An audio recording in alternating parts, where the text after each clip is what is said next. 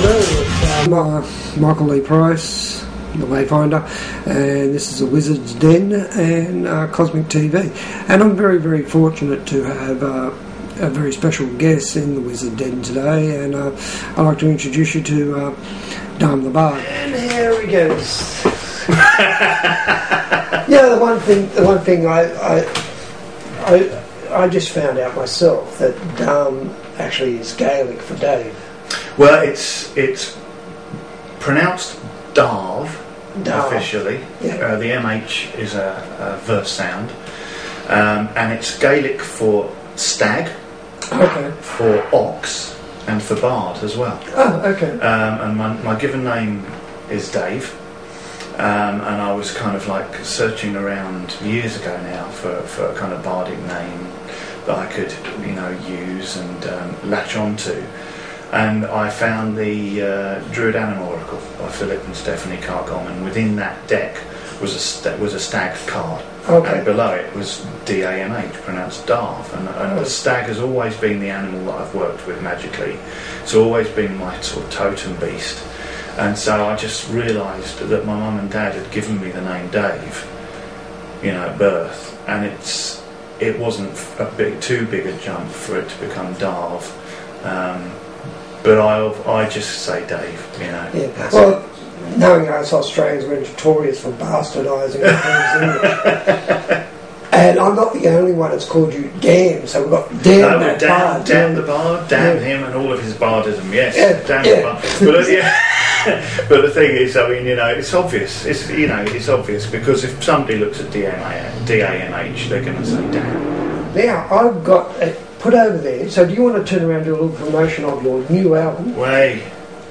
Flown over, sent in the post. There you go, look at that. Oh, yes, the only copy in Australia right now, this is. So I recommend everybody go out and get a copy, because, I was fortunate enough to sit down and listen to it, and it has a unique flow of folk traditional kind of. Yeah. It just holds you. It's that kind of thing where you can listen to it right through to the end and then start it again. That's the idea. That's what you want to achieve on any album, I think. Yeah, you've actually put it together rather well.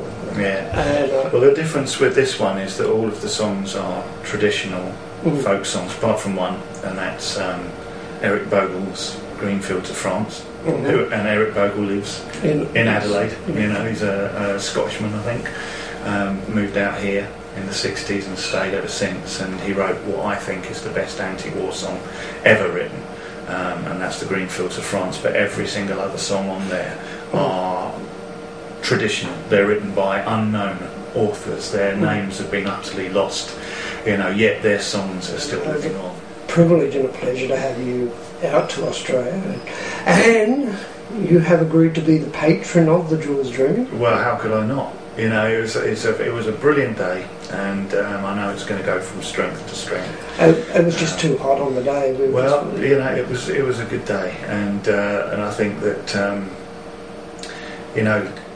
when you contacted me just about a year ago, and said, what would it take to get you over here, and I told you, and you get a number of those as a musician and songwriter. You get quite a few of those during the year, and very few of them come off. And so I kind of just was so pleased that this did come off. You got us over here. Well, I was very fortunate that you and your good wife Kerry and Louise and also Amethyst helped me fulfil my dream, because I was about to throw my arms up in the air and go, oh yeah. Well, we all have those moments when we organise something like that. I mean, me and Kerry do camps and everything, and sometimes it does get on top of you, and you have to be careful of burnout and stuff like that. But it's been brilliant to come over here.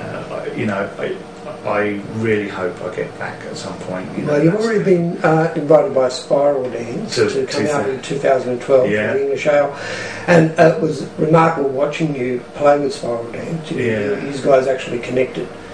Yeah, they were great. I've always liked bands like Steeleye Span, and they reminded me a lot of sort of early Steeleye Span. and the Maddie Pryor kind of all around that like film. that sort of Bedlam Boys period. And I understand you'll be in America.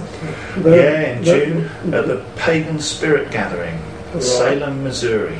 Salem, Missouri. Yeah, right? they So got all Salems all these Americans get over there, make it a big event, and you also got an invitation to go to Croatia and Transylvania. Well, I had those yesterday, emails again, it would be marvellous to have that happen again, until it happens, until those flight tickets are in your hand, until it's confirmed. I never kind of, count the chickens on those ones, if you know what I mean. But, more and more overseas gigs are coming along, and, when you're 8 years old, you love music more than anything else, and you make the decision to learn how to play the guitar, and you push through those boredom periods, because it's quite a lot for an 8-year-old to keep up an instrument when there's so many other things exciting going on.